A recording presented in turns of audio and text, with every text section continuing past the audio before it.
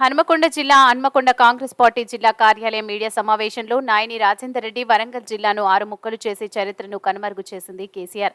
Warangal under ground drainage లేకుండా చేసిన BRS ప్రభుత్వమే ఎంజీఎం ఆసుపత్రిని ఆధునీకరించకుండా సెంట్రల్ జైలు భూములు తాకట్టు పెట్టి డబ్బులు దండుకుంది కేసీఆర్. కమిషన్లు వచ్చే వాటికి ప్రాధాన్యత ఇచ్చి అభివృద్ధిని పట్టించుకోలేదు. వరంగల్ జిల్లాకు బీజేపీ ప్రభుత్వం చేసిందేమీ లేదు. జర్నలిస్టు సోదరులను నేను అడుగుతా ఉన్నా, మీకేదో జర్నలిస్ట్ కాలనీ ఏదో అన్నాడు అప్పట్లో, ఎట్లుండాలి ఏం కథ, మీ పిల్లలు అలానే చదువుకోవాలి అని చెప్పిండు. ఒక్క మాటలో చెప్పాలంటే హైదరాబాదును తలదనే నగరంగా వరంగల్ను మారుస్తా అని పదే పదే చెప్పిండు అప్పట్లో కేసీఆర్ గారు. నిజంగా ఇవాళ హైదరాబాద్ ఎట్లా ఉంది, వరంగల్ ఎట్లా ఉంది నేను చెప్పాల్సిన పని లేదుగా. కేసీఆర్ గారు పార్టీ బీఆర్ఎస్ పార్టీ కంప్లీట్గా ఖతమైపోతూ ఉంది, రాష్ట్రంలో కనుమరుగైపోతూ ఉంది. ఎక్కడ మొదలైందో అక్కడికే వచ్చి ఒక్కనే చేసినా ఒక్కనే స్టార్ట్ అయినా అన్నాడు, మళ్ళీ ఒక్కడే మిగిలిపోయే పరిస్థితికి వచ్చింది. 2001లో సిద్దిపేటలో బస్సు గుర్తు మీద పోటీ చేసిండు, మళ్ళీ అదే బస్సు దిక్కైంది. ఎక్కడ ప్రారంభమైందో అక్కడికే వచ్చింది కేసీఆర్ గారి ప్రస్థానం. వరంగల్కు ఇవాళ 912 కుట్లు తెలంగాణ ఉద్యమంలో కలెక్టరేట్ ముట్టడిలో జరిగినటువంటి పోరాటంలో 912 కుట్లు పడ్డటువంటి ఆ బిడ్డ వచ్చి ఇప్పుడు కాంగ్రెస్ పార్టీలో చేరిండు. ఎక్కడున్నారో దయచేసి ఒకసారి లేస్తే 912 కుట్లు పడ్డాయి ఆ శరీరానికి. తెలంగాణ ఉద్యమకారుడు వచ్చి ఇవాళ కాంగ్రెస్ పార్టీలో చేరి కాంగ్రెస్ పార్టీ మాత్రమే రక్ష తెలంగాణకు అండ అని చెప్పి భావిస్తూ ఉన్నారు కాబట్టి చేరిరు. నీ వెంట ఉద్యమకారులు లేరు, వెళ్ళిపోయారు కేసీఆర్. నీ వెంట అసలు ఉద్యమకారులే లేరు. కేసీఆర్ గారు బీఆర్ఎస్ పార్టీ పరిస్థితి దింపుడు గల్లెం కాడు ఉంది. ఇప్పుడు ఎక్కడ ఓ సీట్ వచ్చేది లేదు, ఎక్కడ ఓ సీటు గెలిచేది లేదు. అందుకోసమే బీఆర్ఎస్ పార్టీ అభ్యర్థులను దించిండి ఆడాడ. వాళ్ళు ఎవరో తెలియదు, వాళ్ళకు పుట్టుకున్న ఓటేస్తే మనం ఊరు పొంట పోస్టులు అనిపించుకోవాలి, ఈయనకు అనిపించిండా అని అన్నాడు. ఆ పరిస్థితికి వస్తుంది. డమ్మీ అభ్యర్థులను పెట్టి ఇవాళ భారతీయ జనతా పార్టీ మెప్పు పొందాలని చూస్తూ ఉన్నాడు కల్వకుంట్ల చంద్రశేఖరరావు గారు. భారతీయ జనతా పార్టీకి ఎందుకు ఓటేయాలి ఒక్కసారి ఈ ప్రజలు ఆలోచన చేయాలి. ముఖ్యమంత్రి గారు రేవంత్ రెడ్డి గారు అనేక సార్లు భారతీయ జనతా పార్టీ బీఆర్ఎస్ కుట్రలను బయట పెడుతూనే ఉన్నాడు. నరేంద్ర మోడీ గారి మేనిఫెస్టోలో, బీజేపీ మేనిఫెస్టోలో ఒక మాట రాసి ఏమని, మరో 5 ఏళ్ల పాటు ఉచిత రేషన్. ఎంతమందికి ఇస్తారు సార్ అంటే ఈ దేశంలో 80 కోట్ల మందికి ఇస్తాము అంటున్నాడు. అంటే 80 కోట్ల మంది పేదరికం ఉన్నట్టే కదా లెక్కలు. ఇంకా 5 ఏళ్ల పాటు వీళ్ళని పేదరికం చూస్తా అని చెప్తున్నట్టుగా. భారతదేశంలో మొన్ననే నేను ఒక స్పెషల్ వీడియో కూడా రిలీజ్ చేసిన. ప్రతి ఏడాది 2 కోట్ల ఉద్యోగాలు కల్పిస్తున్నటువంటి నరేంద్ర మోడీ గారు 50,000 ఉద్యోగాలు, ప్రభుత్వ ఉద్యోగాల కోత పెడితే నెక్స్ట్ ఫైనాన్షియల్ ఇయర్లో మరో 50,000 ఉద్యోగాలు పోతా ఉన్నాయి. ఇది బిజినెస్ స్టాండర్డ్ న్యూస్ దినపత్రిక కథనం. ఇది ఉద్యోగ కల్పన లేదు, ఏం లేదు. ఇవాళ మాట్లాడుతూ ఉన్నాడు, ఎక్కడికి ఔరంగజేబు దాకా పోయింది. ఇప్పుడు ఔరంగజేబు దాకా పోయి ఔరంగజేబుని ఎవరైనా చూసినామన్నాడు. ఇందిరాగాంధీని చూసిన వాళ్ళు ఉన్నారు, నెహ్రూని చూసిన వాళ్ళు ఉన్నారు, రాజీవ్ గాంధీని చూసిన వాళ్ళు ఉన్నారు. ఔరంగజేబు అక్కడి నుంచి ఇంకా వెనక కాలానికి పోతాడు. ఇక్కడ ఉన్నటువంటి భారతీయ జనతా పార్టీ అభ్యర్థి అదే టీఆర్ఎస్ ప్రభుత్వం, బీఆర్ఎస్ ప్రభుత్వం తీన్మార్ మల్లన్న మీద 70 కేసులు పెడితే ఈ వర్ధన్నపేటలో ఆరూర్ రమేష్ భూ కబ్జాలకు వ్యతిరేకంగా పోరాటం చేసినందుకు అందులో 4 ఉన్నాయి. ఈ భూ కబ్జాలన్నీ ఇంకా గమ్మత్ ముచ్చట ఏంటంటే ఈ అవినీతి పరులందరినీ భారతీయ జనతా పార్టీలోకి తోలిందే కేసీఆర్ అని చెప్పి నేను తెలియజేస్తా ఉన్నా. ఆరూరు రమేష్ గారికి కేసీఆర్ దీవెనలంతా ఉన్నాయి. అక్కడ వీళ్ళిద్దరు కలిసి పోటీ చేస్తూ ఉన్నారు. ఈ చీకట్ల గొంగడి కప్పుకొని పోయి మోడీని కప్పి కలిసి వచ్చిండు కేసీఆర్. అందుకోసమే ఈ దేశంలో 400 సీట్లు కావాలంటుండు. భారత రాజ్యాంగాన్ని మార్చేటువంటి కుట్ర చేస్తూ ఉంది భారతీయ జనతా పార్టీ. మన హక్కులను కాలరాసేటువంటి ప్రయత్నం చేస్తూ ఉంది. ఏమంటున్నారు నరేంద్ర మోడీ గారు? ముస్లింల రిజర్వేషన్లు లాక్కొని గుంజి రద్దు చేసి బీసీలకు ఇస్తా అని చెప్తా ఉన్నారు. బీసీలకు ఇప్పుడు ఉన్నటువంటి రిజర్వేషన్లు 27%, ముస్లింల దగ్గర నుంచి 4% గుంజి 31 చేస్తా అంటున్నారు. కానీ అదే కాంగ్రెస్ పార్టీకి ఓటేస్తే రేపు పొద్దుగాల కడియం శ్రీహరి గారి కూతురు కావ్యకి ఓటేసి గెలిపిస్తే భారతదేశంలో కాంగ్రెస్ పార్టీ ఇండియా కూటమి అధికారంలోకి వస్తే 50% ఉన్న బీసీలకు 50% రిజర్వేషన్ ఇస్తామని చెప్తా ఉంది కాంగ్రెస్ పార్టీ. నరేంద్ర మోడీ ఇచ్చే 31 కావన్నా రేపు పొద్దుగాల కాంగ్రెస్ పార్టీ అధికారంలోకి వచ్చిన తర్వాత ఇచ్చేటువంటి 50% కావన్నా. ఇవాళ ఎస్సీ ఎస్టీలకు కూడా రిజర్వేషన్లు పెంచే ఆలోచనతో ఎవరికి ఎంత వాటా ఉంటే జనాభాలో అంత భాగీదారి ఇస్తామని చెప్పి ఇవాళ కాంగ్రెస్ పార్టీ ప్రభుత్వం చెప్తా ఉంది. మేధావి వర్గం కూడా ఆలోచన చేయాలి ఏం జరుగుతూ ఉంది ఈ దేశంలో అనేది. ఎన్నికల సంఘాన్ని దుర్వినియోగం చేస్తూ పంజాబ్లో చండీగఢ్లో పట్ట పగటీలి అక్రమాలకు పాల్పడి అక్కడ దొరికిపోయినారు. మొన్న సూరత్లో ఏం జరిగిందో మీ అందరికీ తెలుసు. అభ్యర్థులను మభ్యపెట్టి దొంగతనంగా ఏకగ్రీవంగా అక్కడ సూరత్లో సీటు గెలుచుకున్నారు. రేపు పొద్దుగాల నరేంద్ర మోడీ గారికి ఓటు వేస్తే, భారతీయ జనతా పార్టీకి ఓటేస్తే 1 నేషన్ 1 ఎలక్షన్ కాదు, 1 నేషన్ 0 ఎలక్షన్ అవుతుందని చెప్పి నేను తెలియజేస్తా ఉన్నా.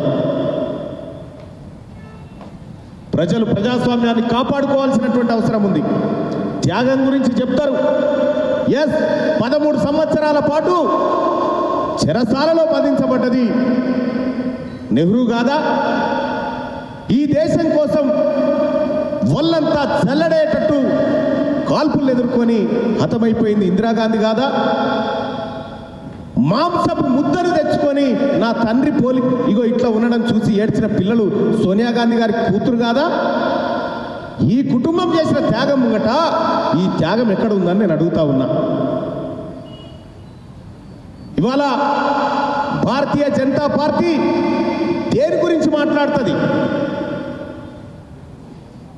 ఏమనంటే చౌకీదార్ అంటాడు, ఏమనంటే నేను సన్యాసిని అంటాడు. నోట్ల రద్దు దగ్గర నుంచి మొదలు పెడితే ఎంత బ్లండర్ మిస్టేకో మీరే చూడండి మిత్రులారా. మొత్తం నోట్లు రద్దు చేస్తే 2016లో పెద్ద నోట్ల రద్దని చేస్తే రద్దయిన పెద్ద నోట్లలో ఎన్ని తిరిగి వచ్చినాయి, ఎన్ని తిరిగి రాలేదంటే కేవలం 10,000 కోట్లు మాత్రమే తిరిగి రాలే. కొత్త నోట్లు ముద్రిస్తేందుకు 12,000 కోట్లు ఖర్చు అయింది. మీదికే 2,000 కోట్లు లాసు. ఇది నేను చెప్తున్న మాట కాదు, ఆర్బీఐ చెప్తున్నటువంటి మాట, రిపోర్ట్ ఇది. నరేంద్ర మోడీ గారి నిర్ణయాలు ఈ దేశానికి మంచి నిర్ణయాలు కావు. ఆయన చేస్తున్నటువంటి ప్రయత్నాలంతా ఒక డిక్టేటర్షిప్ను తలపిస్తూ ఉంది. ఈ దేశంలో ప్రజాస్వామ్యం రక్షించబడాలన్నా, కాపాడబడాలన్నా అది కాంగ్రెస్ పార్టీతోనే సాధ్యం. కాబట్టి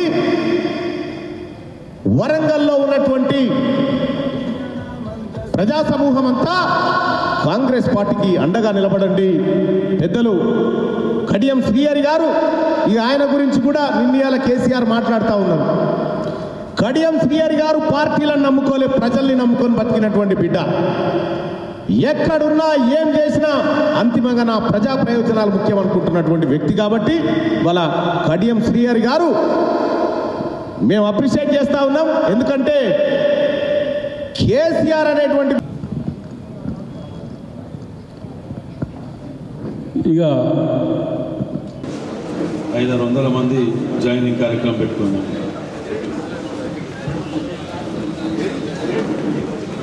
ఒక 5-10 నిమిషాల్లో, ఒక 5-10 నిమిషాలు కొద్దిగా ఆగి స్టార్ట్ చేస్తాం.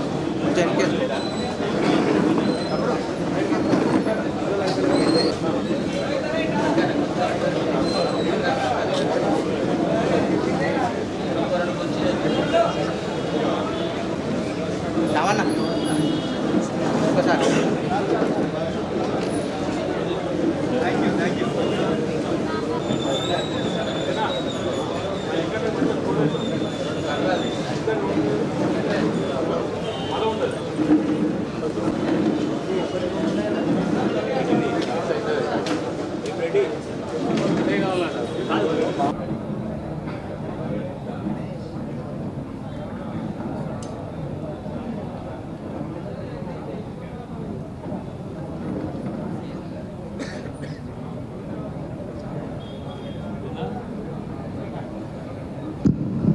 క్యాండిడేట్ వచ్చే లోపల 2 నిమిషాలు దయచేసి ప్రెస్ వాళ్ళు. నిన్న కాకతీయ యూనివర్సిటీలో ఒక సంఘటన జరిగింది. భారత రాజ్యాంగం మనందరికీ కూడా భావ ప్రకటన స్వేచ్ఛను కల్పించింది.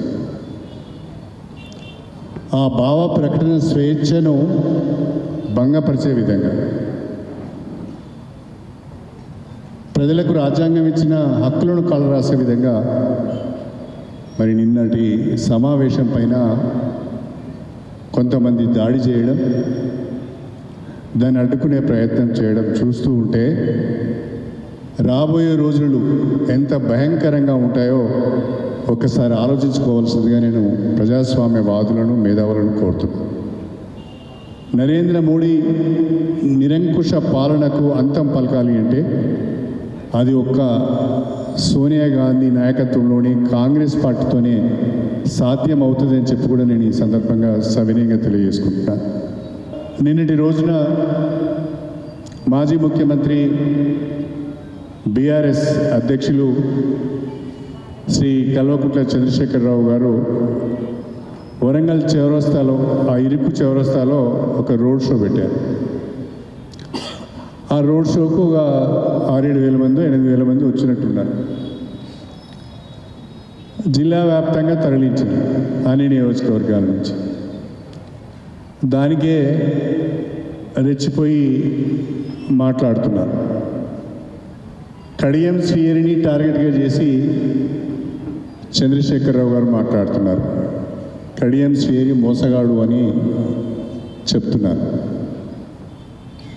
తెలంగాణ ప్రజలను మోసం చేసింది కేసీఆర్. అసలు మోసగాడు కేసీఆర్. ప్రజలు ఆశీర్వదించి అధికారం ఇస్తే 10 ఏళ్ళు ముఖ్యమంత్రిగా ఉండి తెలంగాణ వనరులను దోచుకున్నది కేసీఆర్ కుటుంబం. కేసీఆర్ కుటుంబానికి సంబంధించిన ప్రతి ఒక్కరిపైన ఈరోజు అవినీతి ఆరోపణలు ఉన్నాయి, భూ కబ్జాలకు సంబంధించిన కేసులు ఉన్నాయి, ఫోన్ ట్యాపింగ్కి సంబంధించిన ఆరోపణలు ఉన్నాయి. ప్రజాస్వామ్యబద్ధంగా నడపవలసిన ప్రభుత్వాన్ని గుప్పిట్లో పెట్టుకొని మొత్తం అధికారాన్ని కేంద్రీకృతం చేసి ఎవరికి ఏ రకమైన భాగస్వామ్యం లేకుండా ఒంటెత్తు పోకడులతో తెలంగాణను ఆగం పట్టించింది కేసీఆర్. వరంగల్ జిల్లాకు ఏది ఇచ్చిన దాఖలు లేకపోగా కనీసం నిధులకు అధికారంలో ఉన్నాం, 10 ఏళ్ళు ఉన్నాం.